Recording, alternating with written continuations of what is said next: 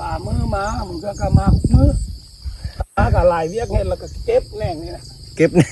เก็บแน่งนี่ม้วนขึ้น10%เป็นบาทนะคือว่ากับเจ้าพี่ประมาณ20 มื้อได้เก็บผล 3 มื้อโอ้ถือว่ามีแต่ของเจ้าบ่อเอ็ดอยู่นี่ก็มีหลายๆเจ้าอันนี้ของไข่เจ้านี้โดยอันนั้นให้อีกมึงมาปลูกน้ำ โอ้ เขาก็จะแบ่งกันปลูกผู้ใดจะปลูกก็ให้ขึ้นมาแบ่งกันปลูกว่าพื้นที่ก็ยังว่างอยู่ โอ้ ถ้าผู้ใดมีความรู้มากก็ขึ้นมา โดย ปลูกฝังนำกัน โอ้งามเนาะผู้ใหญ่เนาะ ว่า สบายดีพี่น้องเด้อเบิดสุผู้สุคนวันนี้เขาก็เลยลงมาเยี่ยมยามป่าอึ่งพี่น้องเพิ่นมีพืชที่ปลูกฝังแบบเฮาสิให้ความรู้แบบว่าบ้านของเฮาพี่น้องมีโครงการเข้ามาพัฒนาปลูกพืชกองแล้วสายไฟพี่น้องเดี๋ยวมื้อนี้เฮาสิมาเบิ่งส่วนของป่าอึ่งได้มีเศรษฐกิจได้มีอาชีพนอกจากการเฮ็ดนาแล้วเฮาก็ยังมีการปลูกฝังเลี้ยงสัตว์หรือเป็นพืชพี่น้องเลยมื้อนี้ก็ป่าอึ่งเพิ่นก็มีส่วนของเพิ่นตัวของเพิ่นเองพี่น้องก็เป็นสวนมะทั่วประมาณจักไร่เขาใหญ่ ประมาณไร่หนึ่ง ประมาณไร่หนึ่ง2 ไร่แล้วก็มีพืชหลายแนวหญ้าแด้มันบ่ แม่น เลี้ยงอย่างแด้ งัว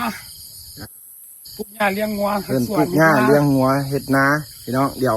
จีพาพี่น้องเข้าไปชมไปพาพี่น้องเข้าไปเบิ่งนะว่าเอ็ดอย่างแด้มื้อนี้ สิพาพี่น้องเข้าไปชมสวนมะขั่ว โอเค แล้วก็หลายๆคนดอกมีการเจ้าหนึ่งปลูกผักกะนาบัวละพาผักบัวละพาผักนางตู้แล้วบางเจ้าก็บานได้ปลูกแล้วบางเจ้าก็ปลูกหญ้าบางเจ้าก็ปลูกมันบางเจ้าก็ปลูกมะเขือโดยตามกองแล้วสายไฟโดยที่ว่าทางโครงการเพิ่นได้มาสร้างให้ในปี2024มีโครงการเข้ามาพัฒนาไว้บ่โครงการส่งเสริม โอ้บ้านนาแก้วเมืองโคโลโคมแข่งเลี้ยงจันทร์ปี2024สร้างเสร็จปี2024โดยว่างบประมาณก็หลายเติบเพิ่นมาส่งเสริมประชาชนบ้านเราปลูกพืชปลูกดีให้มีรายได้ดีได้เพิ่นเห็นความสำคัญแบบนี้นะพ่อใหญ่เอ้ยพวกย่างหังโครงการเพิ่นก็สนองให้เบิดทุกอย่างโดยมีแต่ว่าให้เฮาสิมีความดุมั่นเฮาหันขยันเฮ็ดปลูกพืชเฮามันได้อยู่ได้กินบ่นะโดยเอาไปเข้าไปชมเบิ่งสวนงามบ่ไปพี่น้องเข้าไปชมเบิ่งเด้อที่ป่าดุเนาะวันนี้เขาก็ลงมาที่ส่วนของป่าอึ่งอยู่พี่ทางทุ่งนาพี่แหละพี่น้องมาให้ความรู้ของพ่อแม่ประชาชนพี่น้องเอ้ยผู้ใดที่มีความดูมั่นก็ให้มาพัฒนาบ้านเฮาพี่น้องเอ้ยเพราะว่าเพิ่น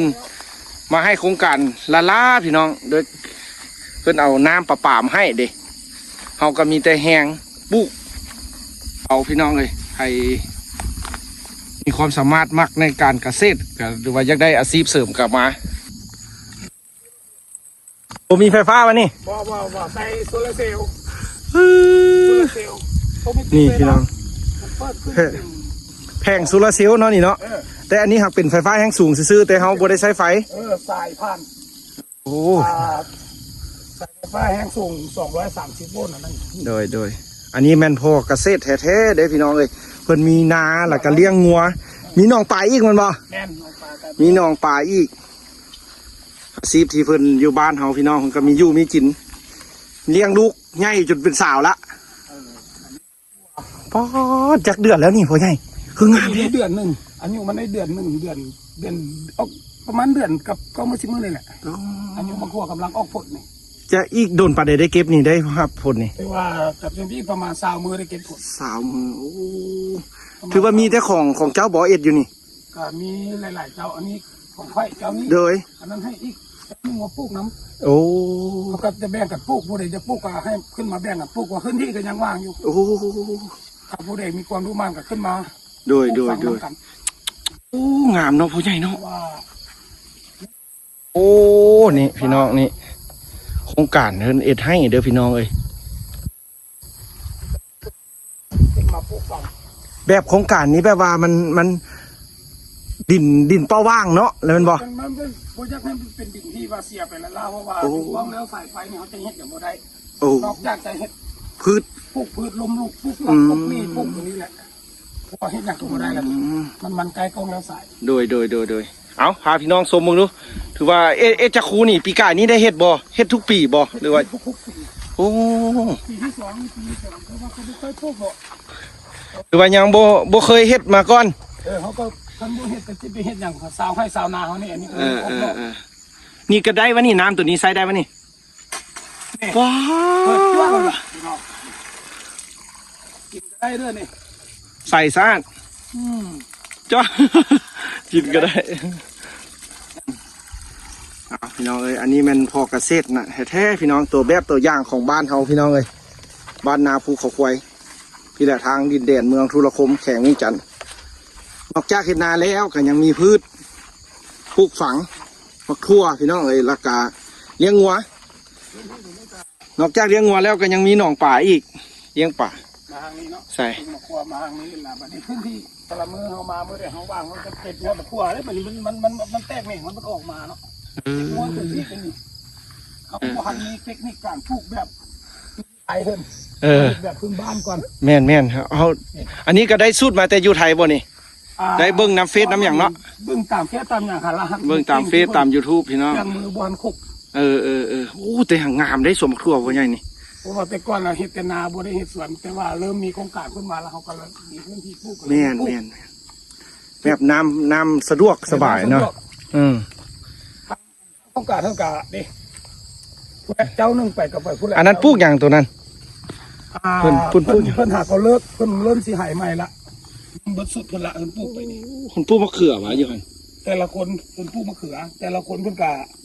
เฮ็ดบ่คือกัน โดยแม่ละจะ นี่เขาก็สิเริ่มปลูกผักสลัดเนี่ยต่อไปนี่เขาสิเข้าหน้าดูผักสลัดดิ จังน้อยมืด สายน้ำมันก็โตให้เป็นสายเป็นน้ำตัวยู่น้ำแล้วก็เป็นเจ้าไปเนาะมันดีแต่ละเจ้าเป็นเจ้าไป พี่น้องเด้ออันนี้เป็นความรู้ของบ้านเฮาเด้อพี่น้องเด้อ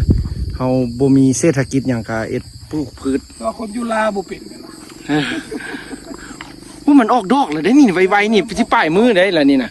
ออกดอกออกผล โอ้แต่งามเลย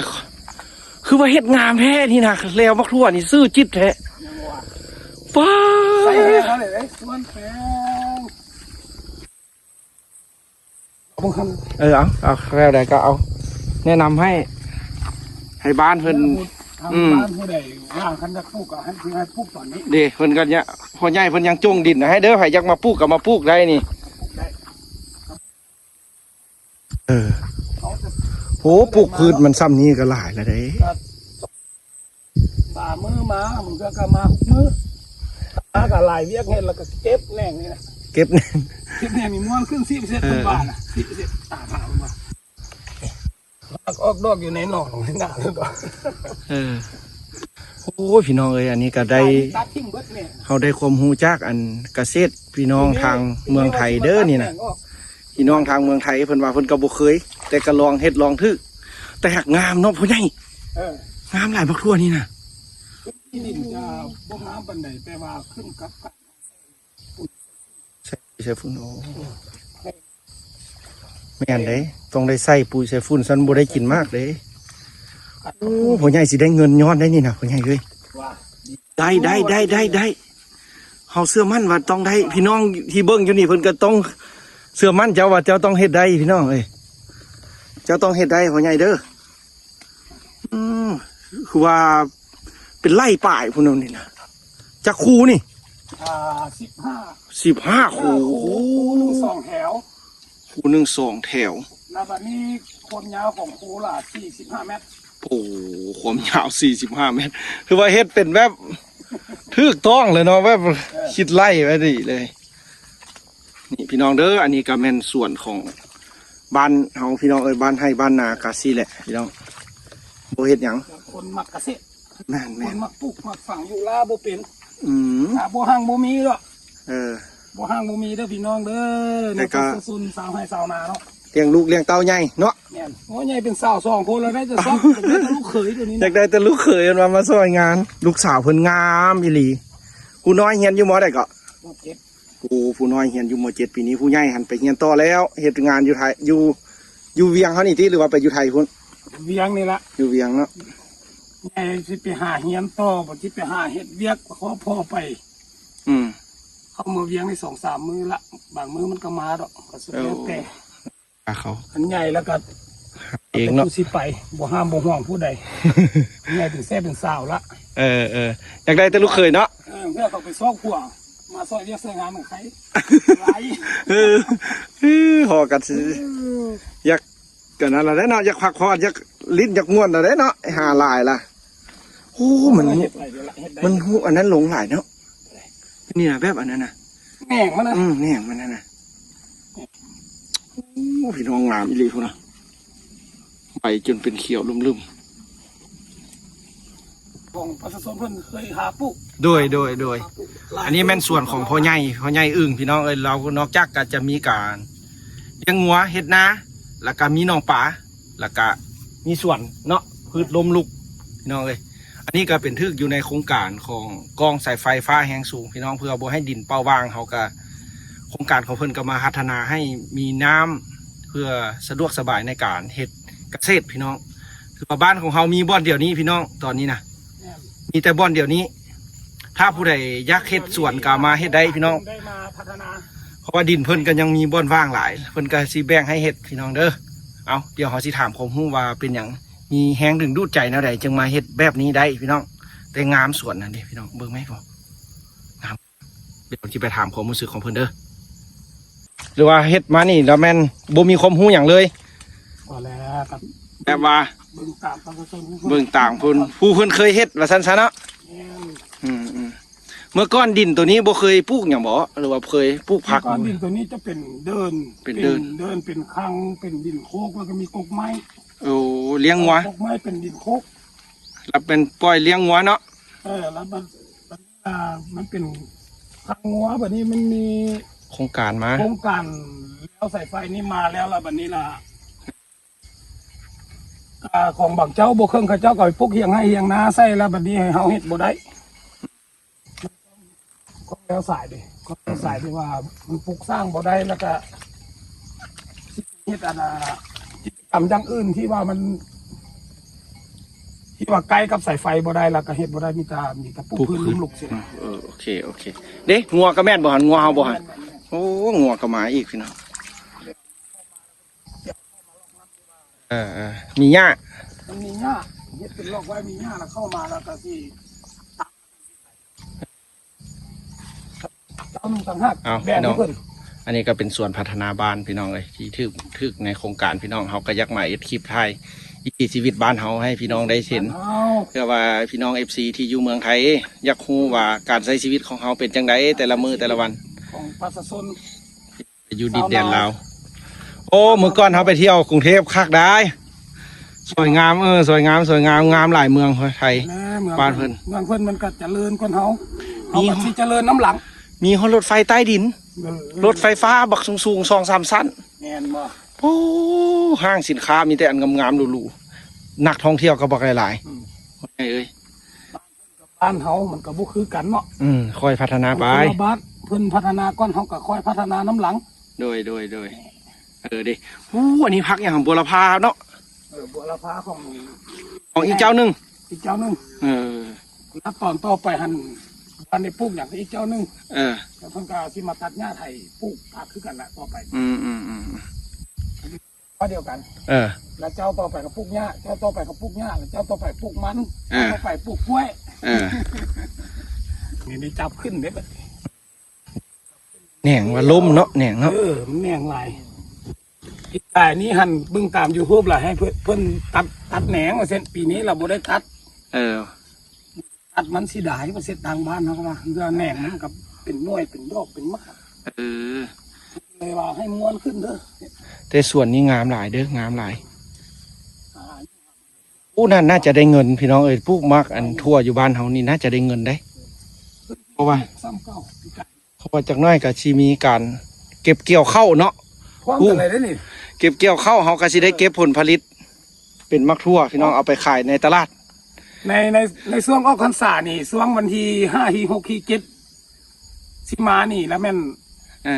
เป็นช่วงฤดูออกพรรษานี่ทั้งสิเกี่ยวข้าวนาได้ทั้งสิเก็บคั่วขายได้คือว่าเป็นปีที่ยอดเยี่ยมหลายปีนี้เนาะนี่แหละความดูมันสิบ่ได้เอาเมียเพิ่มบ่เมียนึงมาเก็บคั่วขายเมียนึงเกี่ยวข้าวหน่วยคันดูมันแท้ๆเอา2เมียก็ได้เด้ลูก กเคยนั่นแหละป้า อยากได้แต่ลูกเขยเพิ่นว่าพี่น้องเอ้ยเอาหนุ่มโสดไทยสิอยู่เมืองไทยเด้อเดี๋ยวมื้อหน้าสิ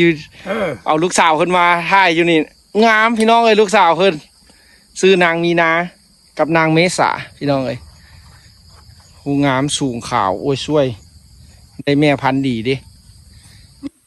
พี่น้องเอ้ยแต่สวนมักทั่วเพิ่นงามหลายพี่น้องเอ้ยเอาอันนี้ก็เป็นความรู้ของบ้านเฮาพี่น้องเอ้ยชื่อโครงการเด้อนี่อันนี้ก็เป็นส่วนของป่าอึ่งพ่อใหญ่บ้านเฮานี่แหละพี่น้องเพิ่นก็วิธีการปลูกกันอย่างพี่น้องเอ้ยการใช้ชีวิตแบบให้ บ้านนา มีอยู่มีกินมาซันซะเนาะแบบให้มีอยู่มีกินคือบ้านเมืองเพิ่น เฮ็ดนาแล้วล่ะ เฮ็ดนาแล้วก็ยังเฮ็ดสวน เฮ็ดสวน เลี้ยงงัวเลี้ยงควาย มันหลายอย่าง หลายอย่างนั่นแหละเอาถือว่าเอาซ้ำนี้บ่เนาะมื้อนี้เนาะ เจ้า เอาขอบคุณขอบใจเพิ่นได้ที่มาติดตามรับชม ขอบใจเด้อผู้ใดที่ติดตามให้กดไลค์กดแชร์ช่อง YouTube บ้านนาฮู้เขาควายเฮาแด้เป็นกำลังใจให้กัน โดย เนาะเป็นกำลังใจให้เด้อ โดยเอาบายบาย ให้เด้อบ๊ายบาย ขอบใจหลายๆเอาพี่น้องเอ้ยตอนนี้ก็ถือว่าสิกลับบ้านแล้วก็ถือว่านี่ก็เป็นสวนมะครัวของพ่อใหญ่เพิ่นพี่น้องเอ้ยเฮาก็ได้มาเอ็ดคลิปให้พี่น้องเบิ่งนี่ก็เป็นอีกหนึ่งวิถีชีวิตของคนลาวเฮาที่อยู่เขตนอกชนบทพี่น้องเอ้ยที่ รับให้นะ มีโครงการเพิ่นยังมาช่วยเหลือพี่น้องถ้าบ่มีโครงการเฮาก็บ่สามารถสิเอาน้ำขึ้นมาได้มันโนนพี่น้องอยู่นี่นะเอาบายบายฝากพี่น้องเป็นกำลังใจคลิปต่อไปเด้อให้อยากเห็นหยังก็คอมเมนต์เข้ามาเฮาสิพาพี่น้องไป อยู่เมืองลาวเฮานี่พี่น้องเอ้ย